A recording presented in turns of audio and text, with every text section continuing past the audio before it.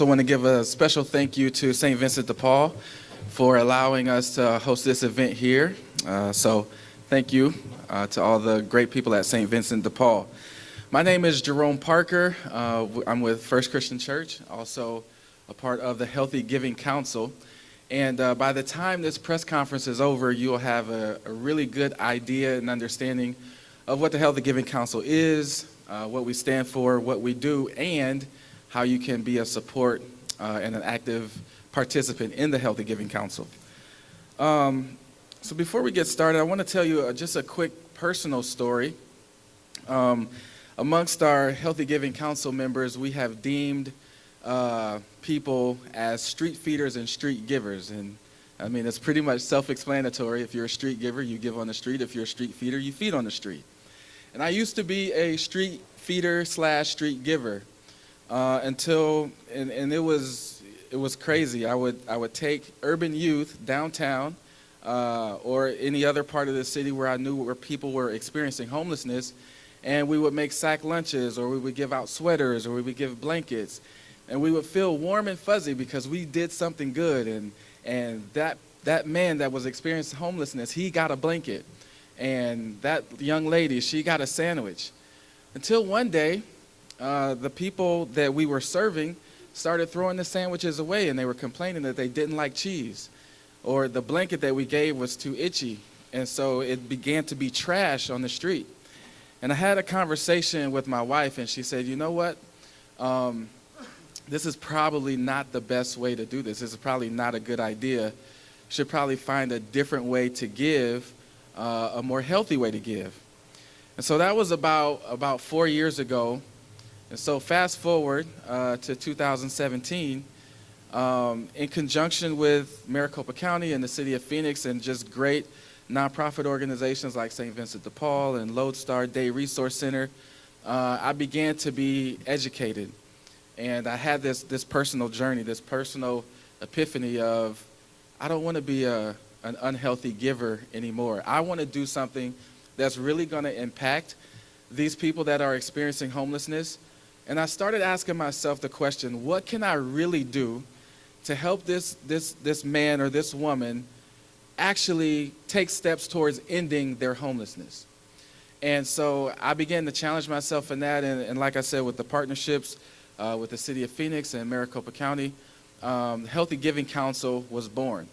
And so our whole message, our whole mantra is not to stop giving, because that is a part of our human makeup. That is a part of every human being. There's some good in everyone, and there's a lot of things that we've been hearing in the news that would make you challenge that statement that there's some good in everyone, but there is. And so we're not telling people to stop giving or to stop being nice or to stop having a heart to serve, but what we are saying is, let's do it in a healthy way.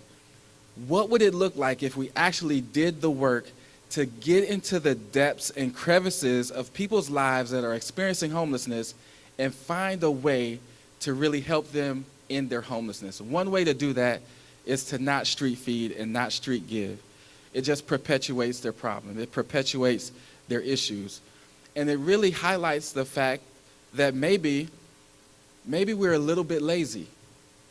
And so as you're listening to me today, I want you to just kind of internalize this messaging and be introspective and ask yourself, what can I do? What more can I do? How can I be better at these good intentions that I have? How can I be better at helping a man or a woman actually end their homelessness? And that's what the Healthy Giving Council is all about. We're going to talk more about that as the press conference goes on, and I'll give you some more details before we actually close out for today. Before we proceed, I do want to highlight some of our distinguished guests here, the council members and City of Phoenix officials and Maricopa County officials. You've heard the cliche that it takes a village, and it is cliche, but it's so true. There is nothing that one individual can do. There's nothing that one organization can do or one entity can do that will supersede the impact of us doing something together. And here's an acronym I like to use. It's not mine. I just borrowed it. You can use it too. It's called TEAM.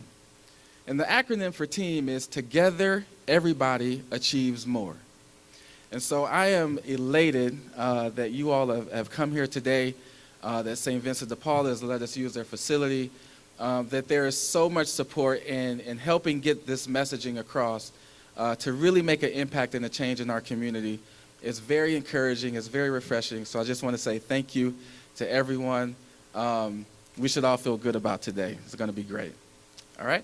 So without any further ado or delay, I want to introduce Amy Schwabenlinder, who is the Executive Director of our Human Services Campus downtown, and she's going to come and say a few words to you.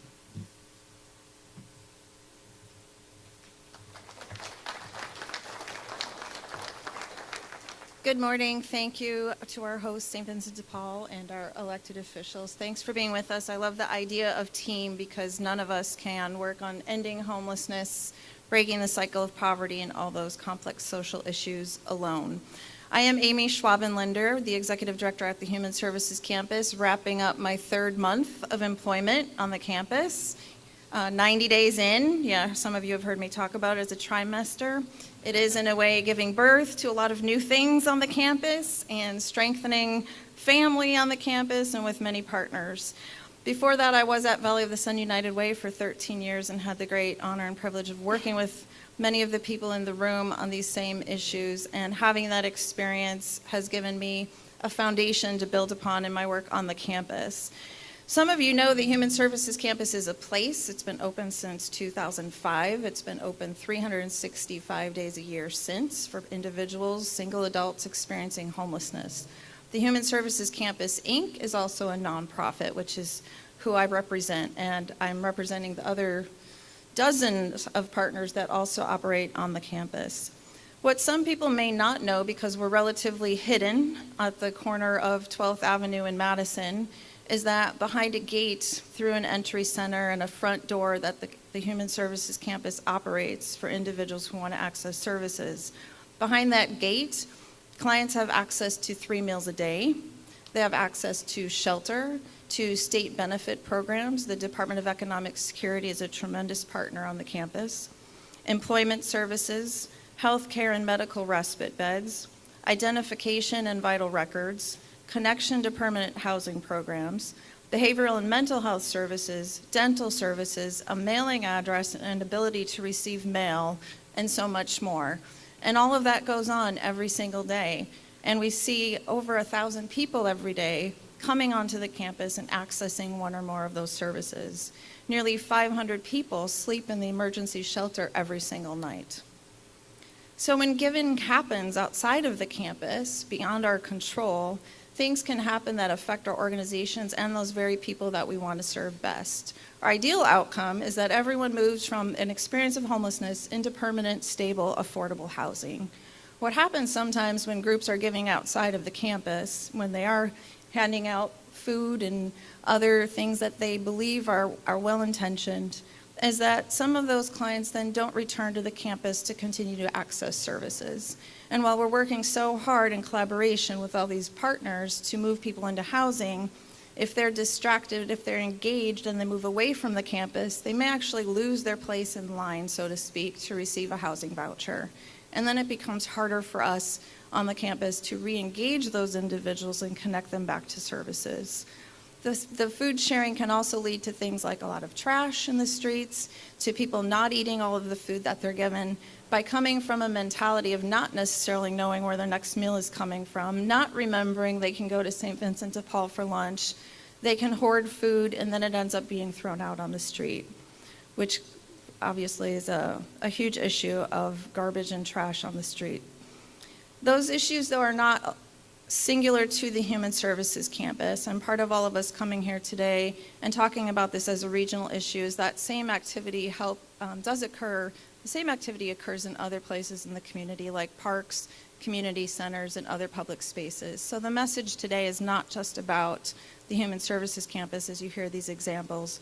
It is about the issue that occurs in other places across the valley. Our organizations do need time and resources. On the campus, there's already an abundance of food and meals. And on behalf of all of the partners that operate with us on the Human Services campus, we ask and invite you to connect directly with us to share your generosity and giving nature. And we welcome everyone to come and visit for a tour to see the work that's done there every single day. With that, it's my honor to introduce our next speaker, Devin Torres, who he is currently employed by Community Bridges, and he's going to share his personal story. I've had the opportunity to work with him a little bit over the last 3 months, and he's exceptional in what he does day to day to support our clients. And with that, here's Devin.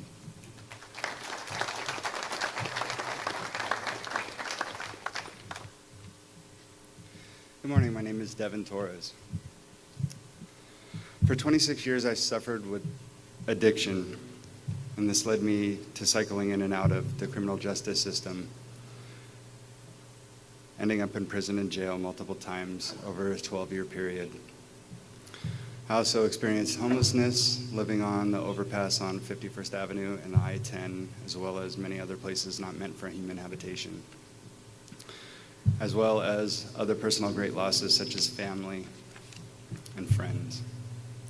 In 2012, I was released from jail with the focus of attending a recovery program in the hopes of changing my life. I attended the Salvation Army, which was a program that is run entirely on donations.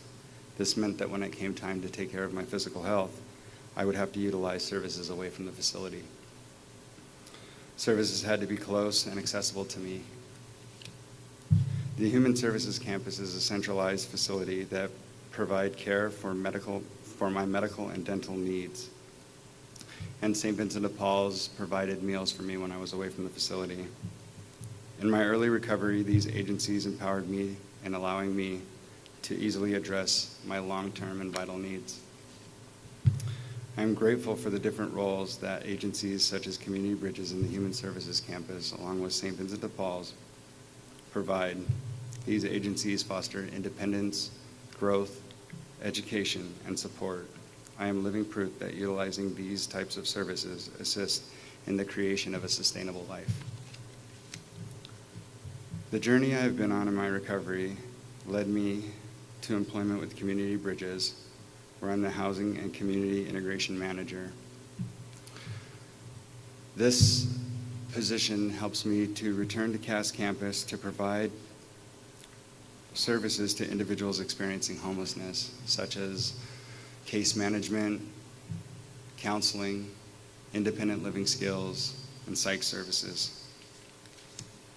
The impact of my recovery on my life is nothing short of a miracle. I'm a better husband, I'm a better father, I'm a better son, I'm a better friend, I'm a better student, I'm a better employee, I'm a better person. To get where I am today, it took more than just a meal. I owe this all to individuals that are a part of agencies that directly impact others through providing specialized services and resources. I'd like to thank you for allowing me to share my story. At this time, I'm going to introduce Jessica Berg from St. Vincent de Paul. Thank you.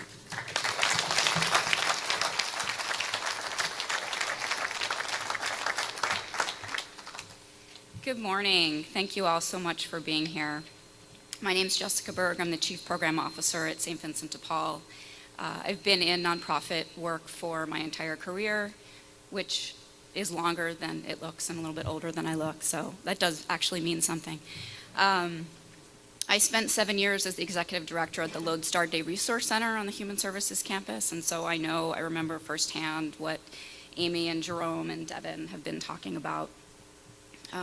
Let me tell you a little bit about where you're sitting and what we do at St. Vincent de Paul. We're a little bit of a well-kept secret. Half of our mission is to feed, clothe, house, and heal those in need. And so when we say feed, behind you is a very large kitchen where we make 4,200 meals every day. That's 1.5 million meals every year, and we serve those in one of our 5 dining rooms. This dining room right here where you're sitting, families come at night and they sit with tablecloths and they get menus and they sit with their family and they're served by wait staff. And over here, the Dream Center, the kids can come and get help with their homework and tutoring, and we really try to inspire them to stay in school and make something important and special of their own lives when they get older. We use food from our 3 urban farms, organic products that people might not otherwise have access to. We have a food warehouse, and we bring 400,000 food boxes every year to those in need in their own homes. We also have a water truck. We do outreach and bring water and life-saving food and clothing to people that may not be in an area like the Human Services Campus where there are resources. We do that outreach and try to encourage people to get services. In addition, as I said, we clothe, house, and heal in many, many other ways in our community. And we do all of this. We strive to create a really inclusive community where there's sanctuary and there's hope and there's kindness. And that is only half of what we do. This is the other half of what we do.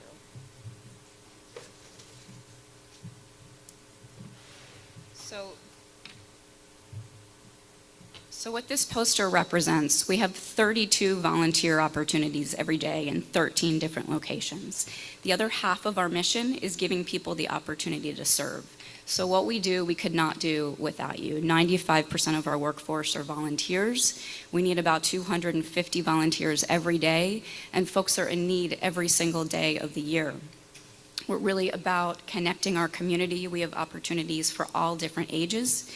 And volunteerism is the way we work because we really believe that's how the community works best. We're all in this together. And you all can help us be a safety net for so many people in need. We know that we cannot end hunger and homelessness and poverty simply, and we definitely can't do it alone. But together we can do that, and together we can make sure that people living with those hardships are not abandoned. Healthy giving. We know there is so much desire to give, especially around the holidays. Our community is so incredibly caring, and there's such a need that we all feel to make sure that people are not abandoned. And so what happens around this time of the year is that sometimes the givers outweigh those being given to. And I remember very much I wish I'd taken a picture of it, but I think it was before the iPhone. This dumpster right around the Human Services Campus, either the day after Thanksgiving or the day after Christmas, and it was overflowing, and there were boxes of wrapped gifts that had not been unwrapped, and there was those same boxes and trash all over the streets. And it made me so incredibly sad to see this and to see the love that our community had put in to try to give and to see it going to waste. We also think of food as love, and so people think, how can I give love? They want to give that sustenance and that nourishment. And they may not know, as Amy said, that there are meals every day right around the campus at Andre House and at St. Vincent de Paul. There is absolutely, trust me, no shortage of calories around the Human Services Campus. People are really well fed, and so when people bring food on the street, sometimes that food goes to waste, or sometimes the food in our kitchen goes to waste because people have already eaten so many meals along the street. And I wish there were lots and lots of trash cans around there, but it's public streets and there's not enough trash cans to hold all that trash. So please partner. I love what Jerome said about team. Please partner with us. Help us serve the meals to folks every day in a safe, clean, dignified environment. We literally cannot do it without you. There's so many ways that you can be part of the St. Vincent de Paul family or part of the families of all of these nonprofits. As I said, volunteer, especially starting on December 26th. We are going to be flooded with, we already are flooded with volunteers because people have that giving spirit, and we ask you to please spread your generosity around throughout the year. If you're motivated to start now during the holidays, please let that be a start.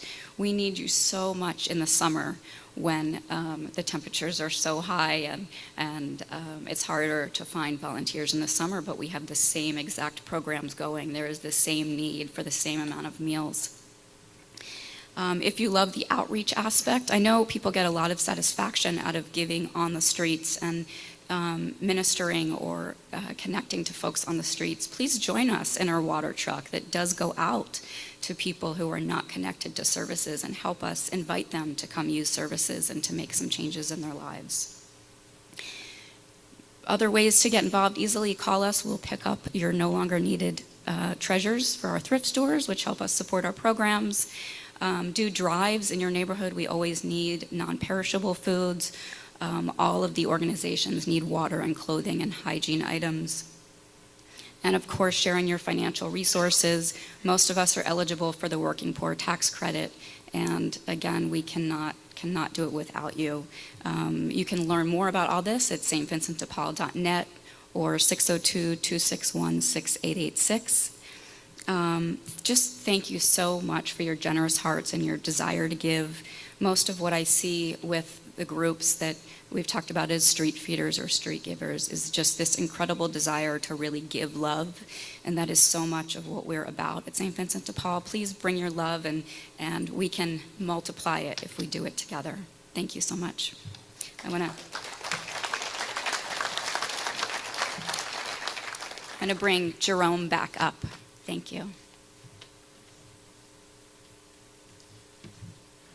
All right. Well, some really great information, right?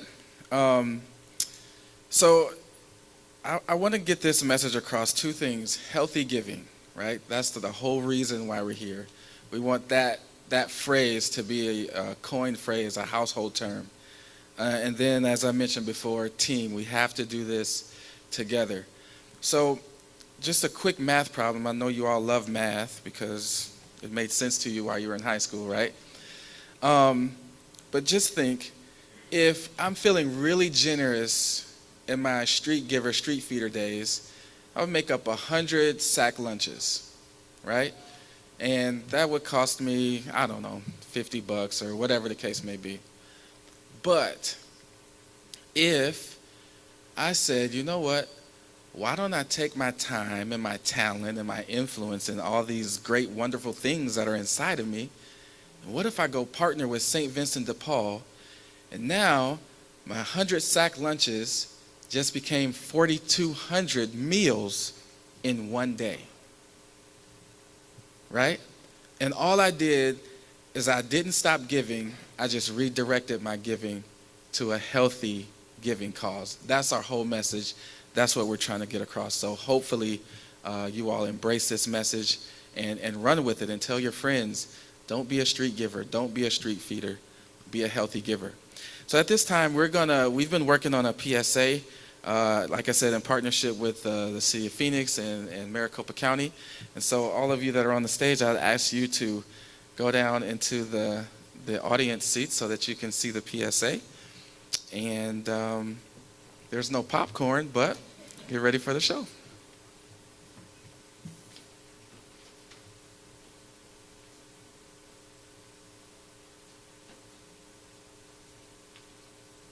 I've gone down there with churches, I've gone down there with youth groups, I've gone down there as a rogue do-gooder.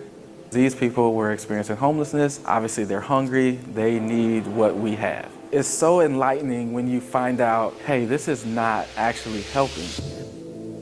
People have amazing intentions and amazing love that they want to give. And I'd love to help them give that in a way other than feeding on the streets that has a greater impact. The thing that can happen then is that people don't re-engage with the services here on the campus. It causes chaos, it causes trash, hazardous waste on the street, and sometimes it's dangerous. We do see a lot of giving that is in the right spirit, but it's not the things that they need. Father, I just thank you for Paul. Thank you for his life. That's the whole push behind healthy giving. It's not stop giving. It's not stop having a heart to want to do good. It's let's do it in a healthy way to see what part we can do to help them actually end their homelessness. Healthy giving is about working with partners who know how to best deliver those donations and contributions. We have amazing volunteers. They come from all over the valley. Getting to smile at them and see that they're brightening up, even if they had a hard day, it just really gets me motivated. Thank you all for volunteering. You guys are awesome. You're I know folks feel like, I just just want to give someone a hug and look them in the eye, great. Come do that with the trained outreach workers or inside our dining room. This is a community with a giving spirit. This is a community filled with people who care. People whose generosity can improve lives in powerful ways. Healthy giving can change a life. This year, let's give in a smart, sustainable way.